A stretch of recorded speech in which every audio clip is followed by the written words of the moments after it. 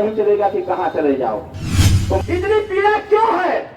इतनी पीड़ा इसलिए है कि उत्तर प्रदेश के जितने भी वंचित वर्ग के लोग रहे हैं, जो गरीब तबके के लोग हैं, ऐसे लोगों को बर्बाद करने काम किसी ने किया तो माननीय अखिलेश यादव ने किया है साथियों, और दूसरा कोई व्यक्ति नहीं है। अभी 2022 का चुनाव बीता है। इतनी पीड़ा क्यों है? इतनी पीड़ा इसलिए है कि उत्तर प्रदेश के जितने भी वंचित वर्ग के लोग रहे हैं, जो गरीब तबके के लोग हैं, ऐसे लोगों को बर्बाद करने काम किसी ने किया तो माननीय अखिलेश यादव ने किया है साथियों, और दूसरा कोई व्यक्ति नहीं है। यादव जी ने, अखिलेश यादव जी को माननीय नेता अपने पिताजी से ही सीखना चाहिए था, उनसे ही सीखना चाहिए था। माननीय मुलायम सिंह यादव की देन है कि आज समाजवादी पार्टी जिंदा है। अगर अखिलेश यादव की देन होती तो यह समाजवादी पार्टी 2022 में ही समाप्तवादी पार्टी हो गई होती, लेकिन मुलायम सिंह यादव जी के नाम पर समाजवादी पार्टी जिंदा है। कौन पर धमकी आता है कि अरविंद राय पर दिमाग ठिकाना कर ले, क्यों बार बार समाजवादी पार्टी पर आरोप लगा रहे हो, क्यों करे हुए मुद्दे उखाड़ने का प्रयास करते हो? अगर नहीं मानोगे तो तुमको गोलियों से भून दिया जाएगा।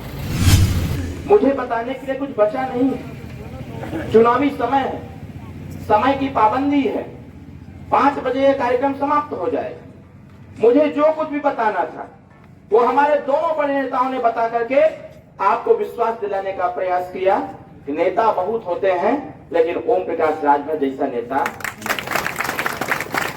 लोग गाली देते हैं, ये हम भी जानते हैं।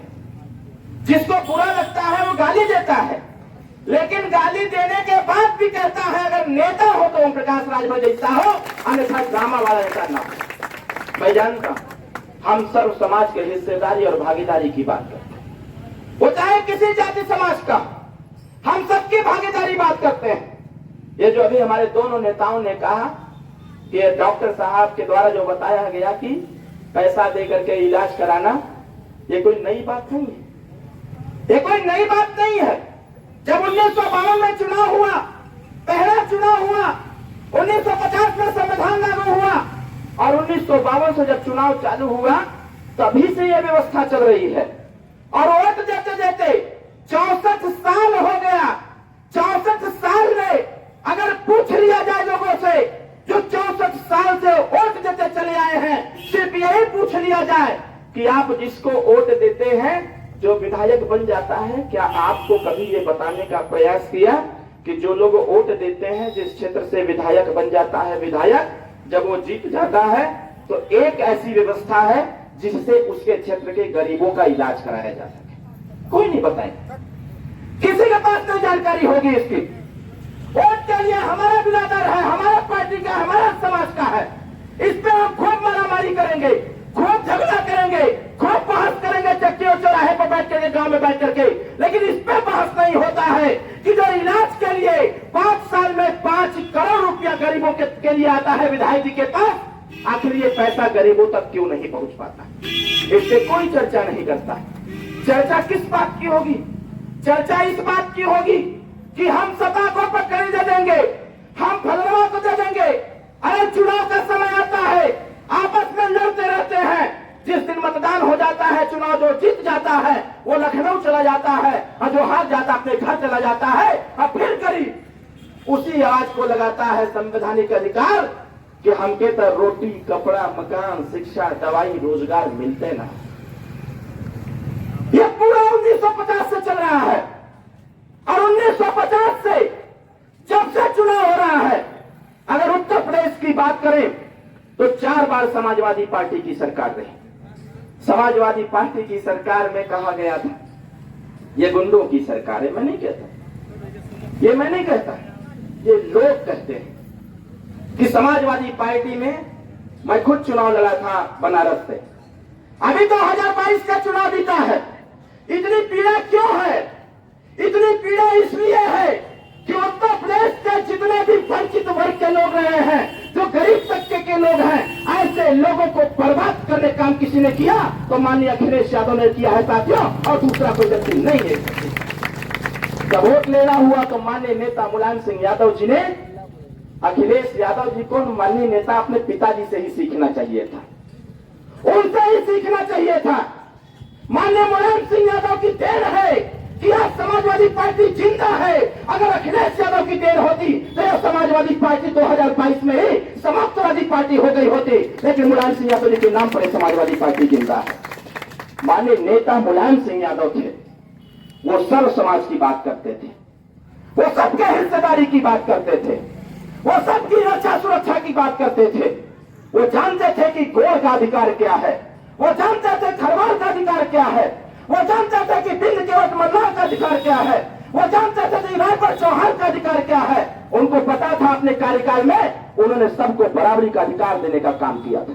लेकिन अखिलेश यादव जी की सरकार में एक छोटा सा भर्ती सिपाही की आया हुआ था, एक छोटी सी भर्ती सिपाही की आई थी। और सिपाही की भर्ती में जिस प्रकार से क्षेत्रवाद करके इन समाजवाद के लोगों ने पूर्वांचल को भागा घोषित कर दिया था, उसी को लेकर के विरोध है साथियों कि जब जब समाजवादी पार्टी की सरकार रही तब तक ये लोग सिर्फ अपने हिस्सेदारी और भागीदारी की बात किए, बाकी सारे लोगों को दरकिनार करते हुए अपने पार्टी की सरकार बनाने का काम किया। इसलिए साथियों मैं आपसे कहना चाहता हूं, वोट आप दीजिए, वो आपका विषय है। लोकतंत्र में वोट देना हमारा अधिकार है, संवैधानिक अधिकार है।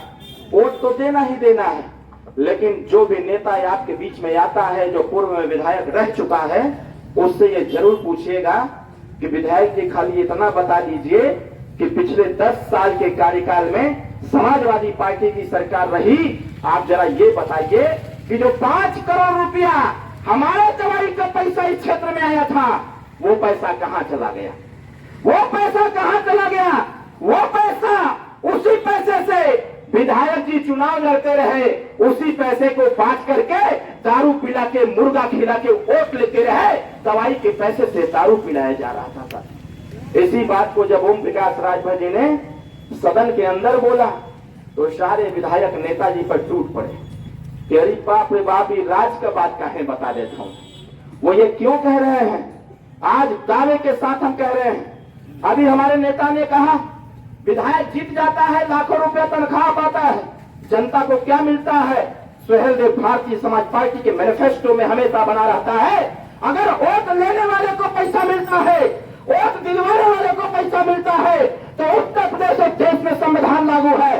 देश का संविधान का पहला पेज है समता, स्वतंत्रता, बंधुत्व और न्याय, समानता के अधिकार के तहत उत्तर प्रदेश और देश में जितने मतदाता हैं, हर मतदाता को 10,000 रुपया महीना मतदाता पेंशन मिलना चाहिए साथियों। इसके लिए आई सुहेल देव भारतीय समाज पार्टी लड़ती। नहीं तो सदन के अंदर नेताजी ने कहा था कि बंद कर दो सारे विधायकों का पेंशन और तनख्वाह। क्या जरूरत है तनख्वाह और पेंशन की? एक बार जो विधायक हो गया, जीवन में कभी विधायक न हो, लेकिन उसको जीवन भर पेंशन मिलता है। विधायक अगर मर गया तो विधायक की पत्नी को आधा पेंशन मिलता है। क्या जरूरत है पेंशन की? क्या जरूरत है तनख्वाह की? नेताजी ने सदन के अंदर जब बोला कि उत्तर प्रदेश में ऐसी व्यवस्था बनाओ कि विधायकों का और सांसदों का तनख्वाह और पेंशन दोनों बंद हो जाए, सारे लोग विरोध पर उतर गए। डॉक्टर साहब ने गलत नहीं कहा कि नेताजी को जो लोग आप शब्दों का प्रयोग करते हैं वो जानते हैं क्यों करते हैं? क्योंकि सच्चाई को सच्चाई से कहना बगावत नहीं है। सच्चाई को सच्चाई से कहना बगावत नहीं है। अगर परिवर्तन रूपी फेंका है दरिया में पत्थर, तो फिर लहरों का उठना भी शरारत नहीं है। लहरों का उठना भी शरारत नहीं। ये पैसा 500 रुपया से लेकर के 25 लाख रुपया कोई विधायक किसी व्यक्ति को दे सकता है।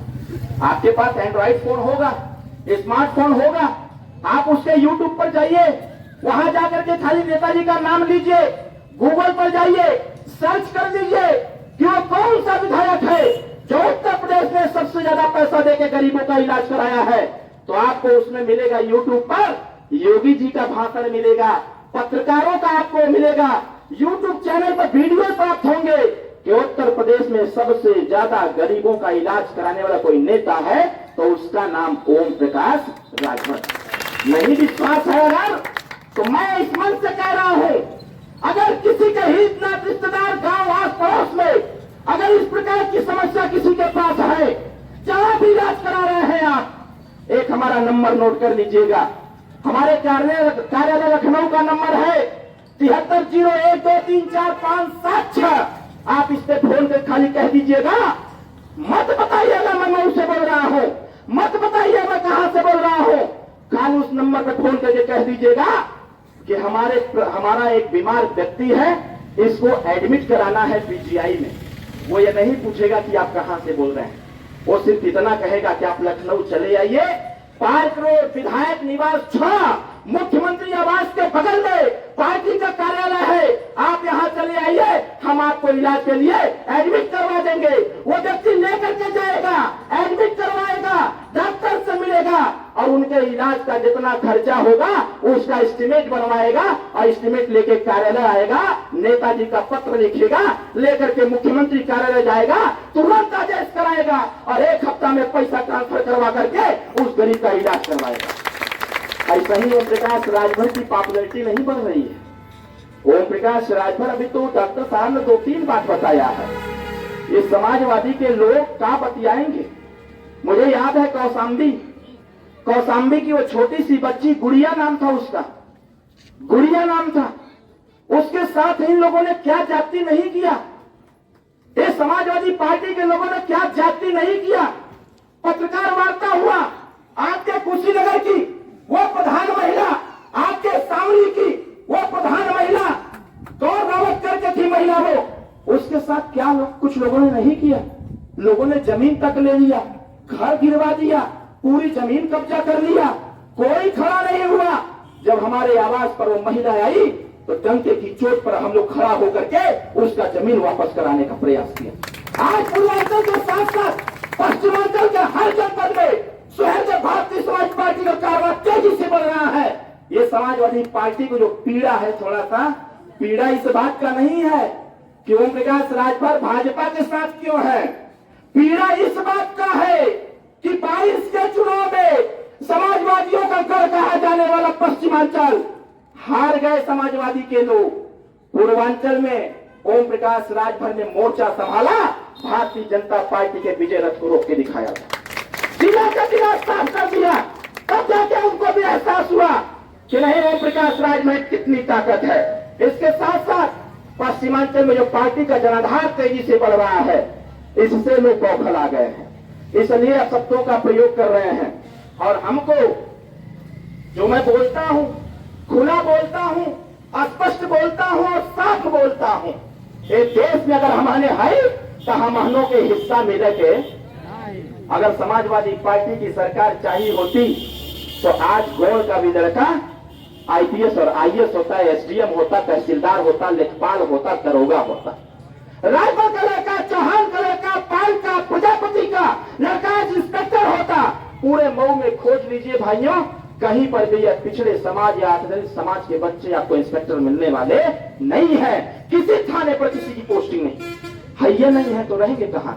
लेकिन जब सही बोलते हैं तो मेरे इस फोन पर धमकी आता है, इस फोन पर धमकी आता है कि अरविंद राजभर दिमाग ठिकाना कर लो, क्यों बार बार समाजवादी पार्टी पर आरोप लगा रहे हो, क्यों गड़े हुए मुद्दे उखाड़ने का प्रयास करते हो।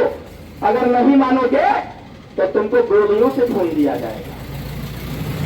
हमको परसों नरसों छत्तीसगढ़ से फोन आया कि 3 गाड़ी भेज रहा है और तुम्हारा तुमको समाप्त करके ही लोग वापस आएंगे।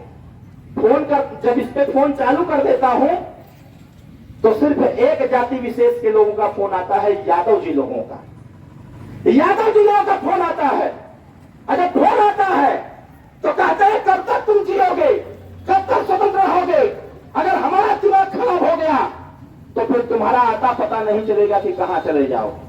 तो मैं इस मंच से ये कहना चाहता हूं, बहुत सारे लोगों का देख लिया गया है, जो समाजवादी के पालतू गुंडे हैं, इतना ध्यान रखना कि योगी जी की सरकार है, इतना जरूर ध्यान रखना कि योगी जी की सरकार है। कार्रवाई पहले होती है, घर पहले गिराया जाता है, कार्रवाई बाद में होती है। घर पहले गिराया जाता है, कार्रवाई बाद में होती है। इसलिए जो माहौल शांति का प्रदेश में बना हुआ है, ये माहौल बने रहने दीजिए। ये जनता खुशहाल है, ये जनता अपनी छोटी छोटी समस्याओं का समाधान आराम से कर रहा है, इसलिए ऐसे जनता को परेशान करने की आवश्यकता नहीं है।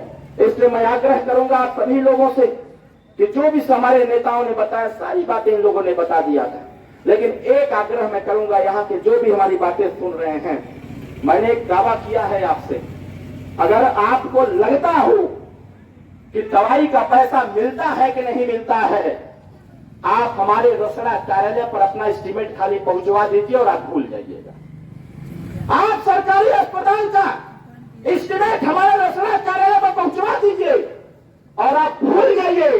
जब आपके मोबाइल में मैसेज जाएगा कि आपका पैसा आपके हॉस्पिटल में पहुंच गया है, जाकर के इलाज करा लीजिए, तब ओम प्रकाश राजभर का नाम लीजिएगा, उसके पहले नाम लेने की आवश्यकता नहीं। मैं साथियों ज्यादा कुछ नहीं कहूंगा, समय की पाबंदी है, 1 मिनट बाकी है, इसलिए मैं बस एक अंतिम निवेदन के साथ कि इस बार हम जानते हैं कि हमारे मतदाता छड़ी पर बटन दबाने के लिए बहुत उत्सुक हैं। सही की गलत? हर बार छड़ी को आपने उड़ दिया है और आप भी चाहते हैं गांव में जाने के बाद नेताजी काहे आवत हुआ, जब जान गए रहिला हमने कि जेके फरवा कहल जात रहे, आज राजभर जी और राजभर साहब कहते हैं लोग। इतना बड़ा परिवर्तन ओम प्रकाश राजभर जी की देन है, इसलिए अब आपको गांव में आने की आवश्यकता नहीं है। आप कहीं और जाके समझाइए, एक नशा खाली सवार हो गया है कि बूथ पर जाना है और छड़ी का बटन दबाना है, यह ना बात है। और उसके बाद ये तो वो समय कहा, लेकिन रैया पारी के चुनाव में जवन बा वही बा कि ईवीएम मशीन में जहां वोट देवे जाए के हो, छड़ी का निशान रैया पारी ना रही, रैया पारी केथुआ का निशान रही। जोर से बोला, जोर से बोला, और जोर से। कितना लोगों के पता है कि कमल का फूल है? जरा हाथ उठाओ। अच्छा, आप लोगों को सबके पता है, तो बाबू तब तक ठीक है कहत रहना है कि तो हमसे कहत हुआ कि अरविंद तो उससे ज्यादा चला तो आर मतदाता हूँ लोग, वो लोग कुछ कहा जरूरत ना हो, पहले ही से दिमाग में बैठा के रखले होंगे कि कमल के फूल पर बटन दबावे के है, ये है ना। तो इस बार कमल के फूल का बटन दबेगा और 2024 में चुनाव निशान छड़ी का बटन दबेगा। इन्हीं चंद शब्दों के साथ जे जहां बा वही खड़ा हो जाए, एक नारे के साथ अपनी बात